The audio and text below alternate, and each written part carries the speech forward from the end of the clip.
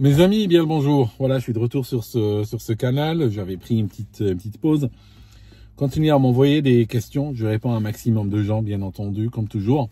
J'aimerais vous annoncer la sortie d'un nouveau livre. C'est un livre très personnel qui s'appelle « Pour en finir avec la dépression », qui est sorti en février 2025, disponible sur Amazon. Format papier en ce moment. Plus tard, il arrivera en Kindle, un peu plus tard. Donc, ce que je voulais vous dire aujourd'hui, j'aimerais parler d'un des éléments qui cause, entre autres, la dépression. Parce qu'on va vers le 14 février, je crois qu'on est le 13, n'est-ce pas? Oui, demain c'est le 14, la Saint-Valentin, comme on dit. Alors la question que j'aimerais poser aujourd'hui, que j'aimerais aborder avec vous, c'est pourquoi il y a autant de jolies femmes qui tombent sur des connards? Pourquoi? Parce que j'ai observé ça très souvent dans ma vie.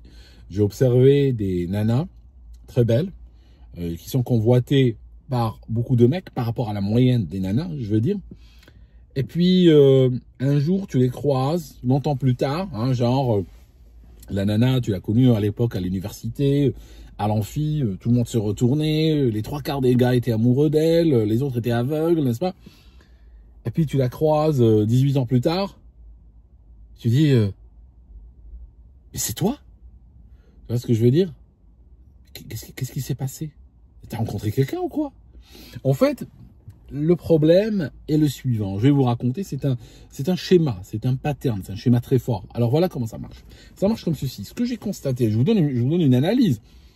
Elle vaut ce qu'elle vaut. C'est une analyse sociale. Ça s'applique à certains cas, mais pas nécessairement à d'autres. Mais c'est quelque chose qui, à mon sens, se vérifie dans beaucoup de situations. Regarde. Tu as une nana, elle est jeune et jolie. Voilà. Et puis, il y a énormément de mecs qui sont en train d'arriver vers elle. Elle, de sa perspective, comment elle voit le monde? Elle voit le monde avec tout plein de gars qui viennent vers elle. Celui qui envoie des SMS, celui qui envoie des fleurs, celui qui envoie des lettres, celui qui envoie des emails, celui qui est toujours là, celui qui envoie des cadeaux, celui qui envoie de l'argent, n'est-ce pas? Hein, on se comprend. Des mecs, que veux-tu, en voilà. Tout plein. Ok. Si on se met dans une logique de market, parlons froidement, parlons marché. De la perspective de cette femme, il y a énormément de demandes, n'est-ce pas? Et l'offre, bien entendu, l'offre, il n'y a que qu'elle, hein, en termes d'offre, il n'y a qu'elle. Mais il y a beaucoup de demandes. Que se passe-t-il dans un marché quand on a un déséquilibre entre l'offre et la demande? Dans le cas particulier, quand on a une explosion de la demande par rapport à l'offre. C'est cette situation dans laquelle nous sommes. Explosion de la demande par rapport à l'offre. Que se passe-t-il? Vous le savez tous, vous avez tous répondu à cette question. Augmentation du prix. Effectivement, le prix va exploser. On va connaître une inflation. Donc, cette femme, elle sera dans la situation suivante. Elle sera dans une situation de hyper-sélection. Donc, elle va dire, ce gars, oui, je sais pas. Il est bien, franchement, il est bien sous tout rapport. Il est sérieux, il est beau, il est musclé. Il est comme je les aime, en réalité. Sauf que, tu sais, je sais même pas pourquoi, mais non. Lui, non, je sais pas. Voilà. Un autre, le mec, voilà, il est sérieux, tout ça, il est bien sous tout rapport, genre le gendre idéal. Genre, si tu le ramènes à la maison, la famille va dire, oh, t'as vu, il est bien, il est excellent. Ben, celui-là, c'est quoi? Ça m'intéresse pas, je vais l'ignorer. Non, toi, non. Celui-là, j'aime pas ses chaussures, celui-là, j'aime pas son prénom, celui-là, il m'a dit un truc que j'ai pas aimé, celui-là, il conduit une voiture rouge, celui-là, il porte des pompes blanches. Tu comprends ce que je veux dire? Ça signifie qu'on a une hyperinflation et effectivement, elle est en position de choisir. Que se passe-t-il? Les années vont commencer doucement à défiler. Et cette nana qui avait peut-être, quand j'ai commencé cette histoire, qui avait peut-être 22 ans, là maintenant, elle a 30 ans. On a 31 ans, quelque chose. Là, elle rentre dans une nouvelle décennie. On est dans une autre logique. Que se passe-t-il? Il y a un effondrement du market. Pourquoi? Parce que, soudainement, eh ben, tous les gars qui ont été rejetés avant, qui ont été rejetés par un SMS ou juste ignorés ou autre, ceux-là, ils ont fait quoi? Ils sont où maintenant? Ben, ils sont casés. Parce que le mec qui a 25 ans, a fini ses études, il a un bon travail, il est stable, il est sérieux, il a dans sa tête suffisamment fait la fête, c'est fini, il a besoin, il a envie de fonder une famille, de se stabiliser, tout ça, ben, il va tomber sur une nana, parce qu'il y a le marché, parce que lui aussi, autant cette femme, hyper jolie et hyper désirable et tout ça, je veux bien, mais elle n'est pas seule sur Terre.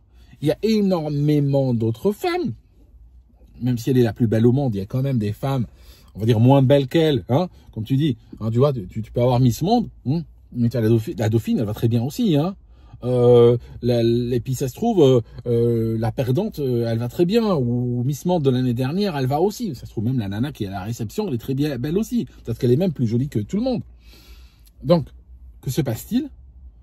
Il y a d'autres nanas. Ces mecs ultra sérieux, ultra carrés, eh ben, qui eux aussi sont désirables, mais ils vont tomber sur des femmes qui savent ce qu'elles veulent et qui vont prendre ces mecs-là. On est dans une logique de market. Quand on arrive au moment où ces mecs ont 30 ans et cette hyper jolie nana, la Miss Monde ou la Miss Univers, elle a 31 ans, le problème c'est que tous les mecs intéressants sont déjà casés. Voilà, ils sont tous casés. Ils ont tous un môme, deux mômes, tu vas voir sur leur Facebook, tu vas voir, il est là, des fois la photo avec sa nana, il la tient comme ça, des fois la photo avec son bébé, ou son deuxième enfant, ou la photo des vidéos en train de faire un Lego avec un enfant sur sa tête, etc. Tu vois ce que je veux dire? C'est bon. Il est en dehors du market. Il n'est plus dans le marché, celui-là. On n'espère pas, mais il reviendra peut-être jamais dans le marché si son couple fonctionne. C'est ce qu'on espère pour lui. Ou bien il est peut-être dans le marché de l'amant, n'est-ce pas? Et pas encore, hein, il reste trop jeune encore, quoique il n'y a pas d'âge pour ces choses-là.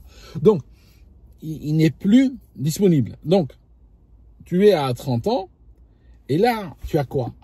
Là, tu as les retardataires. Tu es en train de jouer en seconde division, là. Il ne faut pas se mentir. Donc là, tu as les retardataires. Pourquoi ils sont retardataires? À ton avis, pourquoi? J'en sais rien, moi. C'est des gens qui n'ont pas été assez matures, peut-être. Peut-être qu'ils ont tardé à devenir matures. Peut-être qu'ils sont encore... Le mec, il a peut-être 31 ans et puis il a peut-être un âge mental de 17. N'est-ce pas? Tu vas tomber sur des cas un petit peu particuliers. Des cas un peu zarbi, comme on dit. Tu peux pas revenir une génération en arrière. Tu peux pas... Par exemple, si tu as 31 ans ou 32 ans, tu ne vas pas trop intéresser le mec de 24 ans qui veut fonder une famille. Il te voit comme une vieille, on est désolé. Il voit ton âge commencer par 3, lui en début vingtaine. Je veux dire, il te perçoit presque comme une grand-mère, d'autant plus qu'il y a la concurrence qui arrive. Là, autour de lui, il y a de la meuf de 22 ans, il y a de la meuf de 23, 24, 25, qu'à Dieu ne plaise. Et voilà, mais toi, tu as 31 ans, 32 ans. Je veux dire, pour cette catégorie de gens, non, c'est pas possible.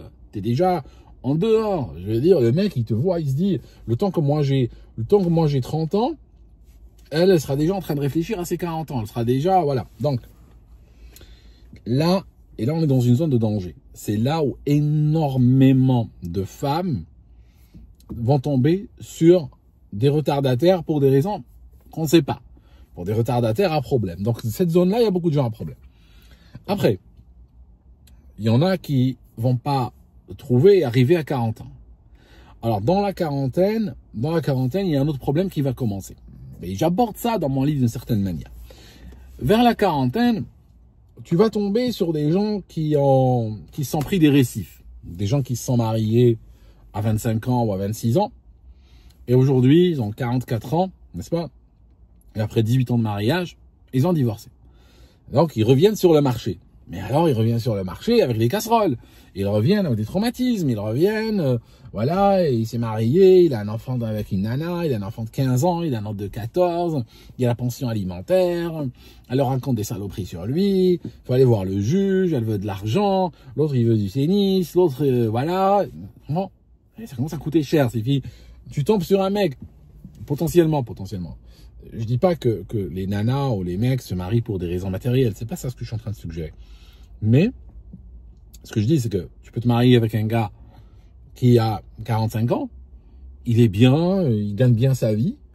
Et toi, tu espères, je sais pas moi, qu'il t'emmène aux Maldives. Et finalement, tu fais un séjour, n'est-ce pas?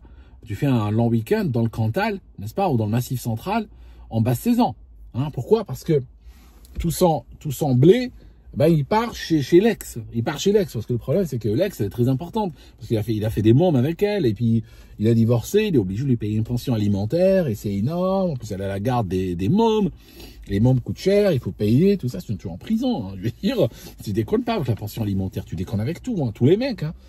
Tu as 5 ans, tu le sais. Hein. Alors, 5 ans, je savais. Hein. Tu déconnes avec tout, avec la pension alimentaire. Tu vas être en prison pour ça. Donc, à 40 ans, t'as aussi le veuf. Je veux dire, le veuf, bon, vous savez, qui s'intéresse un petit peu à l'histoire criminelle, bon, le veuf ou la veuve, voilà, il y a des questions qui se posent. Je veux dire, si la nana ou le mec, ils sont dans le veuvage, n'est-ce pas? À 85 ans, moi je dis pas. Mais quand je vois un jeune ou une jeune veuve ou un jeune veuf, je vais dire, pourquoi, quoi? Si ça se trouve, c'est pas de sa faute, mais ça se trouve, ça allait. Donc, voilà. Là, tu commences à rentrer dans une zone, extrêmement dangereuse, là, parce que tu ne vas pas, tu vas pas attirer du retardataire trentenaire. Là, c'est clair que non. Parce que le mec, là, il te voit presque comme un quinquagénaire, hein, je veux dire, t'es une meuf, t'as 45 ans, je veux dire, t'es à la veille de fêter ton 50e anniversaire, hein. Voilà, donc pour lui, c'est non, hein, c'est no go, hein. Le mec qui est trentenaire, et en plus, je vais être honnête, le mec qui est trentenaire, et puis qui joue le retardataire, n'est-ce pas? Des fois, il veut toujours pécho en première division. Ça signifie que ce mec-là, dans l'idéal, mettons, il a 34 ans, toi, t'as 35. Ah non, et lui, dans l'idéal, il aimerait bien trouver une de 26. Tu comprends ce que je veux dire? C'est comme ça. Donc, toi, t'as la trentaine, je vais dire, t'es peut-être obligé de voir avec un mec de 44 ans. Tu vois ce que je veux dire? C'est ça le problème. Bon, après, la nana, elle rentre dans la cinquantaine. Voilà, elle rentre dans la cinquantaine, elle commence à avancer vers 60 ans. À 60 ans, c'est l'âge où le matin, tu te demandes si tu dois prendre du café ou de la tisane, quoi. Voilà.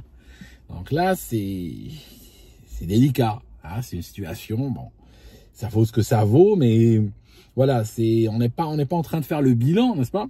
On n'est pas en train non plus d'écrire son testament, mais tu comprends, on est dans cette zone où on réalise que le temps qu'on a laissé derrière, il reviendra probablement jamais, et que le temps qui nous reste devant, hein, il faut pas se leurrer, le temps qui nous reste n'est pas aussi long, hein, et il n'est pas d'aussi bonne qualité que le temps qui est passé. Voilà, il y a ce problème aussi qui se pose par la suite. Donc, ce que je cherche à dire, l'autre problématique qui se pose aussi, c'est que si tu prends, prends une nana et un mec, ils ont 23 ans. Ils se rencontrent, ils considèrent qu'ils ont fait assez la fête, que c'est bon, ils en auront ras le bol du copinariat, n'est-ce pas? Hein, où je sors avec celui-là, puis je le balance au bout de 3 mois parce que son copain, il est plus joli, et puis je sors avec son copain, et puis après je trouve quelqu'un dans une boîte de nuit, puis il est mieux et tout. Je veux dire, au bout d'un moment, les gens considèrent, et je caricature, peut-être qu'ils n'ont pas eu cette vie, mais on se comprend, les gens considèrent que c'est bon, qu'ils en ont eu assez de ça, et qu'ils veulent des choses sérieuses.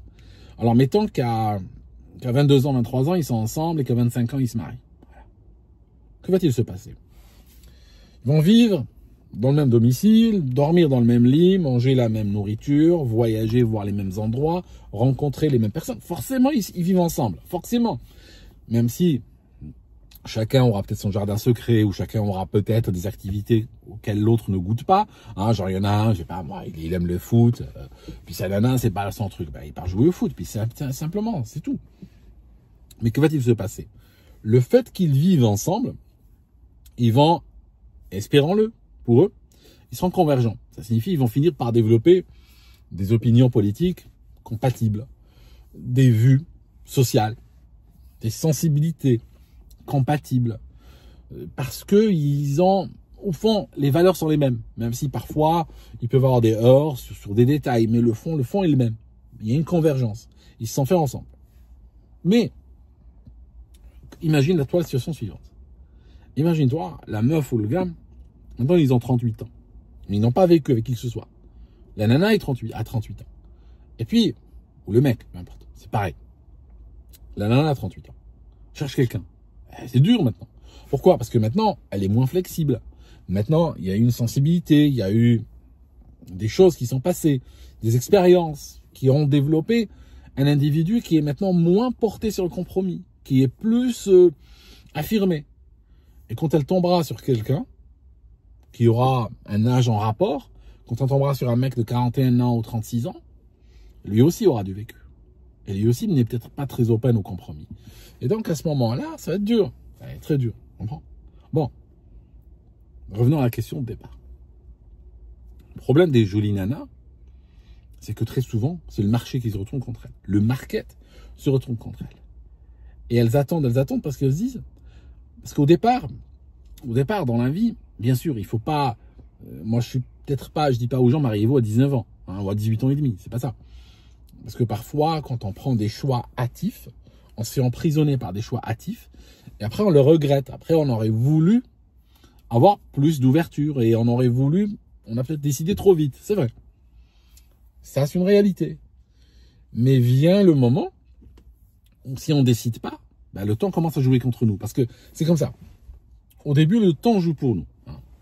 Tu prends la meuf en question. Au début, le temps joue pour elle.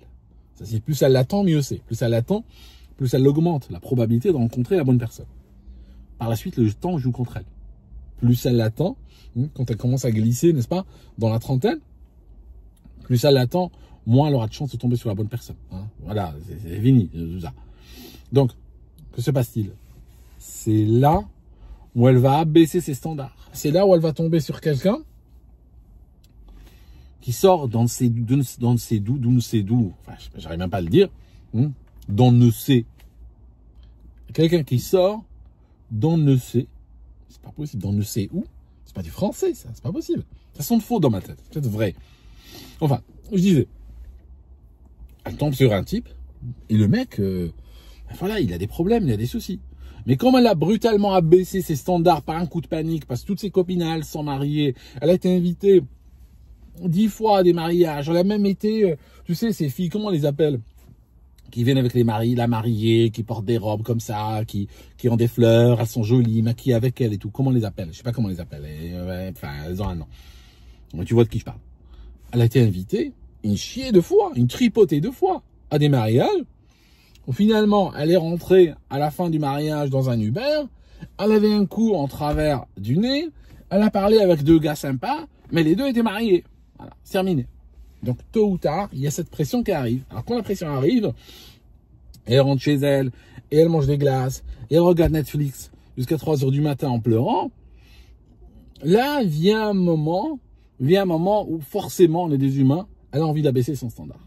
Et là, elle prend son téléphone, commence à regarder comme ça. Marié, il a une nana, marié, il est gay, il a une nana, il est gay, il est marié, il vit plus ici, il est mort, etc.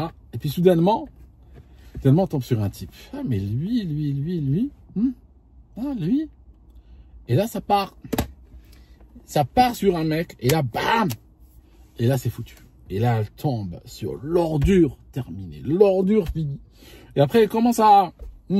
Là, je vous raconterai ça dans une autre vidéo. Elle commence à dire, ouais, le mec, je sors avec lui depuis 2 ans, il m'a esquinté la gueule, mais bon, il a un bon fond, il est bien. Peut-être si on se marie, ce sera mieux. Peut-être si je marie avec lui, il me traitera mieux. Peut-être si on fait un enfant, il me traitera mieux. Hein, si on fait un 2e enfant, peut-être qu'il me traitera mieux. Après, elle s'enfonce. Hein. Genre joueur de poker, tu sais. Le gars qui est hyper endetté, qui joue, et puis il s'enfonce, vraiment. Voilà mes amis, je vous parle, hein. Moi je discute, c'est tout, hein. C'est des leçons de vie, c'est très important ça, parce que je vous raconte là, dans cette vidéo il y a 50 morts hein, déjà, hein. C'est des histoires sérieuses, hein, je vous assure, hein. Beaucoup de vies ont été détruites, beaucoup de vies. Le choix, franchement, tu peux acheter une bagnole, mais attends, tu achètes une bagnole, tu dis j'aime pas. Finalement j'aime pas cette marque, ouais, consomme trop, fait trop de bruit, coûte cher à entretenir, peu importe. Tu la vends, t'achètes une autre. Franchement, ça changera pas ta vie. Tu oublieras un jour d'avoir eu cette voiture. Tu n'oublieras jamais d'être sorti avec la bonne ou la mauvaise personne. Jamais de la vie. Parce que ça laisse une trace en toi. Ça laisse une trace indélébile dans ta vie. Fais gaffe à ça. Voilà mes amis. J'ai beaucoup de choses à vous dire. Mais je préfère m'arrêter ici. On en parlera une autre fois. À très bientôt et faites hyper gaffe. À bientôt.